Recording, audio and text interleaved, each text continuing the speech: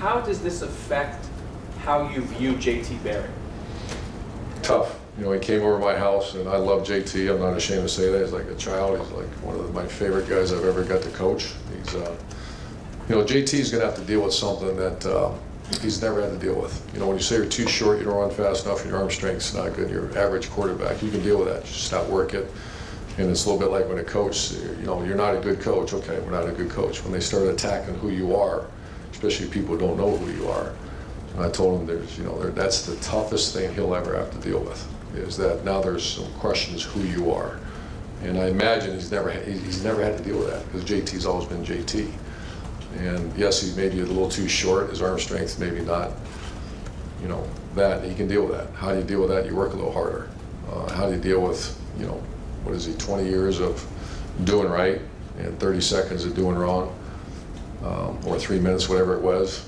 That's real though. And that's something he's going to have to deal with. And I'm going to try to help him. We all are going to try to help him, because that's going to be that's the toughest thing he'll have to deal with as far as protecting his name. And do you view this more as guys make mistakes, or does this lead you to maybe question his decision making? Oh, first is question his decision making, and find out. Then I want to find out exactly what happened, monitor him very closely, and use it as an education opportunity for our players too. And did you ask him to give you any explanation for why he did what he did Saturday? Oh, sure. I'm not going to share that with you guys, but yeah, obviously he didn't think he was above he felt fine, and I will tell you that. He said, I didn't even cross my mind, because I don't drink much, and I'm not sure now is the place to have that conversation, but yeah, I said, why would you do this? And he said, Coach, it didn't even cross my mind, because I didn't have that much, and I was fine, and I was helping someone else out to give him a ride home. Oh, that's what he left to give somebody else a ride. Yes. And Cardell was the one who was released to Cardell's care. Was Cardell with him at that time? So Cardell came and picked him up. Yes.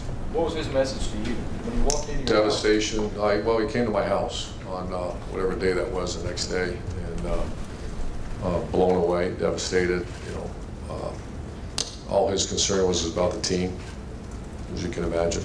That's ever since I've known JT, all it is about the team. When we went through the quarterback stuff about who's going to play quarterback, I said, Coach, I'm fine. I just want to help this team, and he feels like he let the team down. How did you learn the news? A text message at about 6 a.m. on whatever day that was, I guess Saturday morning. How did you react? I told Shelley, I said, and I got up, I actually called the person who texted me, and I said, did I read this right? And then went about the next 6 hours dealing with it. Urban, we know every coach has to deal with off-field stuff like this at times. How do you sort of view drunk driving in the things that happen with players, just the nature of that offense? Well, it's horrible. It's obviously, you know, the first thing is make sure no one's hurt and find out exactly what happened. We educate, you know, nonstop about domestic, about alcohol, about drugs. It's out there. I've had to deal with it one other time, I believe, and it was, you know, it's just something that I go right to the administration, because I want to find out, make sure we're doing it right by the university first, and then team second, because obviously that's you know, there's been some horrible things happening with drug driving.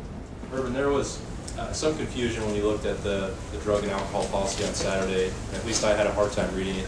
Is it correct to read it that JT did not need to be suspended and you chose to suspend him? That's correct. It counts, as I believe, as a positive, and that would be his first. So there's no punishment. Counseling, he has to do counseling and some other things through the university, and that will be done. And so how did you arrive at the one game? Unfortunately, I had one several years back, and we did it for a game. I try to collect as many facts as I can about what actually happened. I meet with a player. I meet with Gene Smith. Obviously, a very serious one. And then come to conclusion, we had one game. He's also losing a scholarship. He forfeited a scholarship for a term. You know, I've done that before. The last issue we had like this, it wasn't quite as serious. It was like the Mewhort thing, and they lost their scholarship. And so when a kid has an issue like that, there's some type of punitive damage as far as missing a game or something, and then they forfeit their scholarship at some point. They can earn it back.